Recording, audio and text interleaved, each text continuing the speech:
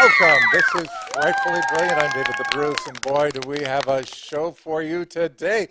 Before I introduce everybody here, let me tell you, today we have the best zombie television series. Can you guess what that might be? Also, how to do wall art out of, well, toy cartons.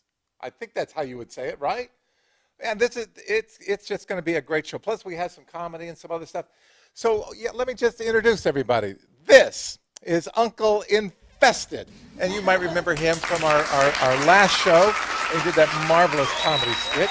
And then, yes, sort of like the center of attraction today. We have Gomez.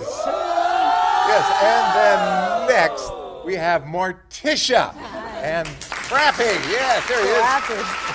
Yeah. I think David and Slappy have some kind of contention going on. I think Slappy and Slappy. Yeah. They should just be friends. Come on, you guys. And last but not least, Charlie. Bag of bones, literally. Okay, so we're going to get on with the show. So welcome, because this is Frightfully Brilliant.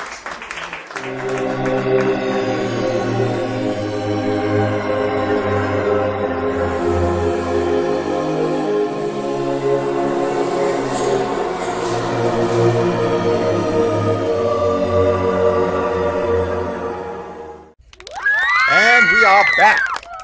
Today we're performing a song about our emotional support dog. And I think when you hear it, you will see that we love our dog more than even you love your dog if you have a dog. And you might think that's wrong to say. How do I know how much you love your dog? Well, I think you'll agree with me by the end of this song, and you're going to be singing it along with us too, because it's going to be stuck in your head. Even though it seems like we could have written this song, we are brilliant writers. It was written by our friend Thomas Messerschmidt, and it's called My Dog Fred. We used to perform this song with him in California, so I asked him if we could kind of put it on the show, and he kindly allowed us to do it. His version is up on YouTube under Thomas SS, and the reason I'm saying that is because there are other songs up there called My Dog Fred, but they're not nearly as good. The words are totally different, and they're not at all funny or spooky. So, My Dog Fred, Thomas SS, here we go. 1, 2, 3. My dog Fred, he don't talk no more. My dog Fred, he don't even snore. My dog Fred, he don't talk, 'cause my dog Fred is dead. My dog Fred, he don't talk no more. Took off Fred down to the grocery store. Dragged off Fred right across the floor. The store owner said, "Get that blasted dead dog out of here. He smells bad. Foo-foo." How rude. My dog Fred, he don't talk no more. My dog Fred, he don't talk no more. My dog Fred, he don't even snore. My dog Fred, he don't talk, 'cause my dog Fred is dead. My dog Fred, he don't talk no more. Took a friend out to visit Nancy. She had 2 cats, oh so fancy. The cats found Fred a tasty delight. He tastes just like chicken. My dog Fred, he don't talk no more. My dog Fred, he don't talk no more. My dog Fred, he don't even snore. My dog Fred, he don't talk, 'cause my dog Fred is dead. My dog Fred, he don't talk no more. These days it's been me and Fred a-traveling. I take him with me everywhere I go. He doesn't pee, he doesn't poop, he fits right in my suitcase. That's the trouble with live dogs, you know. They pee and poop absolutely everywhere. He never ever misses my show. Good old Fred. Hey, my dog Fred, he don't talk no more. My dog Fred, he don't even snore. My dog Fred, he don't talk, 'cause my dog Fred is dead. My dog Fred, he don't talk no more.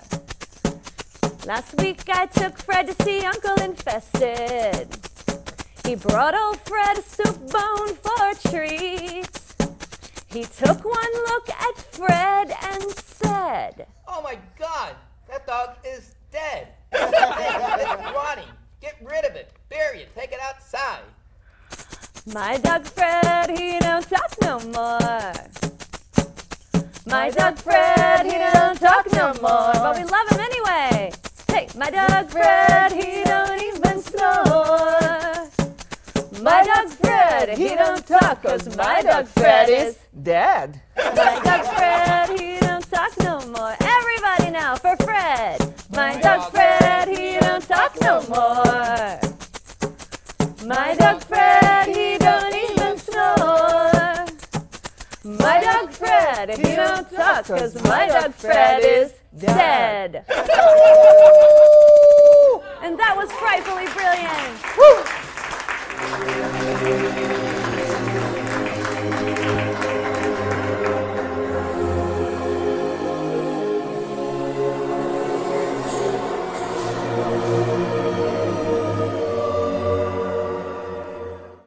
And we are back. Yes, we are. Yes, and what do we got? What are we going to talk about? Our gentle DIY. Yeah, we have some DIY. It's a way to be like, you can help the environment, you can get more money out of your toy purchases, and you can make cool wall art or other cool things. Yes. And I mentioned this earlier, the wall art. yeah, I started, you'll get a cool toy and you'll see that its packaging looks really cool. It's like, oh, this toy is in a neat box.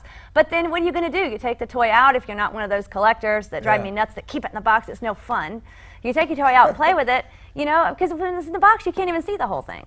No. So what's the point? You take it out and play with it. It's a neat box, but you know what? What are you going to do? You're going to throw it away. But then I'm like, no, it's too neat. So I'll show you the different things you can do. I made a bookmark out of one of them that was smaller. Then there's a big one like this. This is the Headless Horseman art. I got Gomez a really cool Headless Horseman toy for Christmas with a black tree and a cool horse. And I thought, we have to keep this. So you just cut the cool part of the box out with the best picture. I covered it in clear, like packing tape, but you can get at Dollar Tree the same exact tape that you pay $4 for at Walmart. You get for $1 at Dollar Tree. You guys do that. But I cover it on both sides, and then you just make little extra tape tabs at the top to stick it on the wall. And the reason you cover it on both sides, even though one's going to be against the wall and doesn't have a cool picture, is that it just makes it more durable and sturdy. If you're moving, it just makes it thick like lamination. But it looks cool. It looks like wall art. It doesn't look like really part of a toy box. And so if the figure was kind of expensive or whatever, you milked it and you got yours. And I love to, and you get free art. So it's like you get more for your money. You're not throwing the box all the way away, and you're helping the environment. And then there's this box. This came from Japan. It's Medicom. It's from the Gremlins. So it's Stripe. Right. He's my favorite. I just love him. He's my BFF. But you can use this for Halloween, you can use it for Christmas, because Gremlins is like a Christmas movie. But I just kept the whole box, and the way I covered the wall art in clear tape, I did that with the whole box, inside and out, and I use it as a candy/snack container. Because it looks cool, right? Yeah, and it's so cool. And when you look inside that clear window there, normally you have candy and snacks. I bought Rice Krispie treats that were in it, but you guys got them for dessert here, so eat them after. Yeah. But it's cool because you can see your snacks in the window, and then otherwise you can see the stuff, and then you get a free candy container out of it, or snacks. I have Debbie cakes in it before. So you're actually using this as a candy container. Yeah, but look how sturdy it is with the tape on both sides. Yeah. And it's just, if it's a cool looking box anyway, it's big, so you can use it. I've had candy in it, I've had Debbie cakes, I've had Rice Krispie treats. So the character himself, Stripe, he really loves candy and sweets. I get it. So it's perfect that it's him. Yeah, it worked. Now, what kind of tape did you say you got just this the at clear, Dollar Tree? yeah, but you can get it at Walmart for a lot more. But it's that clear packing tape. Clear because the post office don't want you to, package with anything not clear. I don't know if they think you can hide weapons or drugs under tape, but who knows? Yeah, but they want you to use clear, so it's packing tape, and you just cover, both sides. Just carefully wrap it, and just strips on both sides,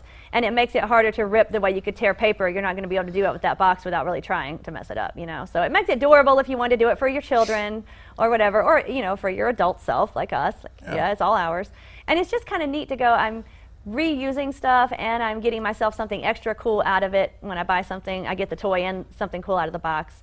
If it's a smaller box, I've used the cool art for like bookmarks. Yeah. So it's just, but the wall art is for the big one. If I didn't want to do a candy container, I could have used just one of those good pictures of Stripe for wall art. So But I thought, why not just use this whole box as a container? Because I think we needed one at the time, and I was like, this will be so cool. Yeah, and it is cool. Yeah. I suppose if, with a little bit of imagination and thought, you could pretty much figure out what to do with almost any toy box that you got. Yeah, so many options. But my 3 favorites have been the wall art, the bookmark, and the candy container for the big box. Now, what do you tell me about the wall art? Well, a little bit more about the wall art. You put it right on the wall? We can see I made little tabs at the top with tape. You just hang it, stick it up with tacks on the wall, just like you would a poster or a picture. Oh, I see it. Yeah. I see. So you have these tabs. Yeah, just extra tape. You just make it a little bit longer at the top. Yeah. But you could just stick a tack in the corner, like whatever. Yeah, it doesn't tack matter. it on. Yeah. And I just use the flat tacks and just stick it on the wall, and we have a bunch of different ones that look cool. That reminds me of some of those old LPs. You know, Yeah, used to come that in kind of thing, yeah. About that size. Yeah. And yeah, I've even seen people use those as wall art. Now, if you've got a ginormous Yeah. toy, you could even use it as a clothes hamper if you wanted to cover the whole thing in clear tape. If you know Yeah. those boxes that come up to your hip, like big, you never know. I mean, you could just get crazy with it and have the coolest looking clothes hamper in the world. Yeah, you could. Wow. You could do your whole house With boxes. in recycled boxes. You know, not every toy box is created equal. Some aren't as cool as others. But that one is pretty cool that I used for Stripe, and the Headless Horseman art, I just couldn't throw it away, so it's nicer. I love to feel like I got my money's worth, and it Yeah. helps to do that. So yeah, one of the eco-friendly words is reuse. reuse, yeah. So Reuse. I'm being That's exactly environmentally what you're doing. spooky instead of environmentally friendly, but we're being environmentally spooky. I'm How to coining be words here. environmentally spooky. Yeah. Oh, I like that. It almost sounds like a contradiction, but yeah. No, spooky doesn't have to be bad. Spooky is good. Halloween is every day. Like the song says, spooky. Was it by Spooky Tooth? Love is like kind of crazy with a spooky little girl like you. All right, we're Yeah, like a spooky digressing. little girl like you, yeah. We're Every day's Halloween, which Yeah. reminds me, off topic a little bit, but I'm really looking forward to going over to where y'all live and getting a camera out and He wants dress to the do a way you house are tour. and Yeah. go out in public and go over to McDonald's or something or other. And We yeah, went I in think Little that'd be so Caesars neat. today, and nobody really commented. We had Slappy because I don't like leaving him Really? in the car. You went in and they didn't have any comments? No, it was kind of cool. Like they don't. But sometimes I think when we went in Wendy's for the first show when we were here, all the kids were like, "Oh wow, what is he in?" Yeah, I mean, if you went into Wendy's or something like that, and they walked in dressed like this, We get looks. I mean, yeah, definitely. I mean, wouldn't you want to know? I mean, I would. I'd be all over that one, man. Who are you people? You're interesting. I think we should be friends. We're Yes. your best nightmare instead of worse because We're your we're best friendly. nightmare. So like. Oh, I think that's really going to be cool. I'm really looking forward to doing that. Yeah. It'll be frightfully. Yeah, and then you also have a song that you wanted to make a video of. You're still in studio recording, Yes, we're still right? getting the song, but I knew you would be the perfect person to help. I started getting panic attacks when I realized the song won't get YouTube views without a video. That's right. But I said, okay, well, I don't know how to make a video, so I went into the closet and had a panic attack. No, I really didn't. But I thought, David can do a video. He can do everything. He can do anything. And I'll just say, please help me do this video. Yeah, if you don't know maybe- how to do something, go to those who do and say, please help me. We'll do the music video and we'll do an on the town segment. That'll be interesting. Yeah, and maybe our we house can- looks, you can imagine how our house looks. It's Halloween all the time. So. Yeah, and since we won't be live during family time, maybe we can make it a little more spicy, yes, and have a lot of fun with that. That'll short be after cool. 10. Yeah. So, oh man, well, we got so many ideas, and we got so much coming up on the show today. I'm really looking forward to it. And that's because it is all frightfully brilliant.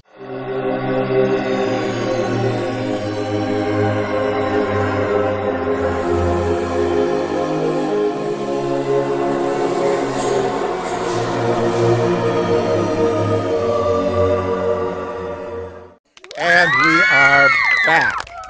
And this time around, I think what we're going to do is we're going to talk about the best zombie TV show. Is that right? The best zombie TV show to That's watch. currently showing. Even if you hate zombies. Even if you hate Yeah, zombies. because I really, believe it or not, even though we love spooky stuff, I'm not really into zombies. They just don't do it for me. They don't have a lot of imagination to them. You just run and scream and kill them, and it's just not exciting. Like a vampire, I can talk to or go, please make me immortal, Vlad, or whatever. But zombies, no. They just, And That's apocalyptic right. They have stuff, no personality. yeah, None. apocalyptic stuff doesn't do it for me. Yeah. Actually, we wrote that one of the stories we had published was in an anthology. It's not our book, but we got published in it, where they wanted you to write a story from the zombies' perspective. So in that, the zombies actually did have personality.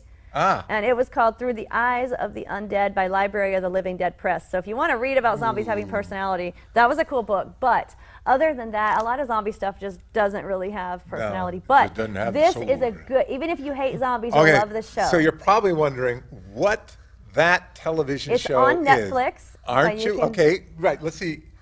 We won't take it for just a second or two. So it's on Netflix, right? Yes. And is it starting its third season or is it second season? Yeah, I think so. I think it's the third. Yeah, third. Any ideas? Best zombie show on television? What is it? It's called Santa Clarita Diet. Yeah, the Santa Clarita Diet. And guess what the diet is? Ooh, oh, you know. If you have not seen this series, I keep saying movie. If you haven't seen this series, you've got to see it. It's just amazing, isn't it? It's got a lot of good actors in it, the popular actors, right? Yep. Yes, there's Drew Barrymore. Drew Barrymore. There's a kid actor, Liv Hewson, who is an independent producer in her own right, so pretty impressive. Yes, it is. And then we have the guy playing the father is related to the Vanderbilt family, so he's also in the public eye a lot. Yeah, yeah. It's a comedy, but it's not like silly. It's like kind of a realistic comedy, if that makes sense. Like if this really happened, these are some things you could really see going down. And so much of the time, life is really funny. Yes, and it's got really good characters. You actually care about each character. You understand their personality, and you relate to each of their situations, which I think is a brilliant job on the part of the writers of the show. It's funny, and the mom gets turned into a zombie, but she's a sentient zombie. She can talk and stuff, but she's fallen apart a little bit, and she has to have a Santa Clarita diet because they live in Santa Clarita, California, and she eats what all zombies eat, people. So it's like going around trying to find, she's trying to be like the Dexter of zombies by trying to kill people like Nazis and bad people who need to die, in her opinion. I'm not saying anybody needs to die. I am guiltless. Any Nazis in California turn up dead, it was not me. So she wants to kill Nazis, and she does. And you know, she's trying to do her good deed while keeping herself alive. Because even though she's a zombie and has to eat people, she does not want to die. You know, you're all going to have the survival instinct. I'm not, and her family doesn't want to lose her. You know, and so they're trying to help her do what she's got to do with these bad people to live and not get caught and get rid of bodies. And it becomes very stressful. And it's just funny the way they handle it. But it's a good show. And like I said, even if you're like us and don't care about zombies, this show is so brilliantly done. Yes, that's right. Yeah. So it has great actors, great script, a wonderful setup theme. And the zombies definitely have personalities, and you care for them. And that's why that makes all this. Yes. It's not your Walking Dead show, and so many people love Walking Dead, and I just couldn't get into it. Yeah, and that had, they've been doing that for a while, and it's had spin-offs on it. It won't stop. Yeah. But these zombies are nothing like, if you do like Walking Dead, you'll probably still like the show. If you don't, this is nothing like Walking Dead, because it's comedy, and the zombie can talk to you, or everybody else on screen at least. Yeah, yeah. Probably not directly to you. If zombie films are your thing, you're going to like this show. If zombie things are not your thing, you probably might like this show. Awesome. Yeah. I hate zombies, and I love this show. Yeah, there you go. And it's on Netflix, so anybody can watch it if you got Netflix. Yeah. Do you think they'll ever do a spin-off on it? Do you think it'll be that popular? I don't know if it's spin-off-ish unless they really add some more zombies and some more plot, but it's good on its own. It's good on its own. Doesn't need anything else. Yeah, I just like the fact that if you don't even like zombies, you would like this show. To me, that screams really good show. Maybe a prequel, I think. Maybe a prequel? Yeah. And how the whole zombieism started? Yeah, because it has such good original reasons for why it's happening that it would be nice to develop it earlier. Yeah, without spoiling it, it had to do with bad food. So think about that next time you get food poisoning. I'm a horror writer. You can tell this. I'm like, the best horror, like the best comedy, are things that could really logistically like happen. Yeah, that's right. Like, oh that's my God, right. That's scary. That could happen. Yeah. It's better than things that could never happen. You know, like, oh, that would never happen. It doesn't scare me. Yeah, you got to have some kind of hook that draws your reader in or your audience in. You have to relate to something that's familiar, and then take them on a ride, a nice ride, from point A to point B. Yes. You're sounding like a guy in Pet Cemetery. Yes. Speaking of Pet Cemetery. That's really. That leads us into our next segment. This would be. This would make a great animated series or something, wouldn't it? Yes, Fred is willing. Yeah. I think that would be. Well, frightfully brilliant. Well, listen, this has been a good segment. I learned some things. So Good. That's yeah. what we're here for. We're educating you in frightful ways. Yeah. Well, you know, and I do like that series. When I saw the first one, they had quite a setup, and then at the end, it was rather shocking because they were chowing down. And I was like, whoa, whoa. Are you talking about Santa Clarita? Yeah. Oh, you watched it? episode 1. Good. And Awesome. that it's just. Whoa! Yeah. Well, I knew we were going to go somewhere. Well, anyways, it's just been all frightfully brilliant. We'll be back.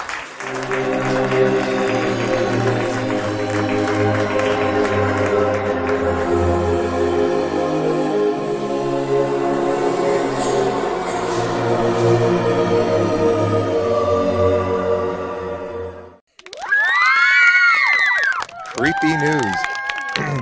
What are we talking about? Why do people find bats creepy? Because people apparently do. And, you know, I know bats are associated with Halloween.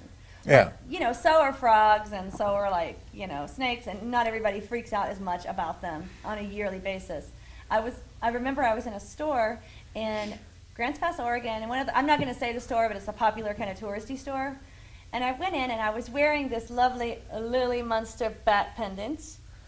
And I was wearing this bat hat that I designed. Oh, yeah, look at there. Look at there. It's got little lace and it has. Yeah, yeah. It's got this big bat on the front, and I'm paying for a couple cute stuffed animals. Actually, I got a salmon and a fox for our collection because we like stuffed animals, believe it or not. Isn't that spooky? So we were paying, and the clerk is just looking at me like I'm the weirdest thing, and I'm kind of dressed like in a regular summer dress, but Yeah. then this hat and the pendant. Right. And then she's like, "So, do you like bats?" But I can't really do the tone, but it was kind of said like, "Do you like snails on the bottom of your shoe that really smell bad?"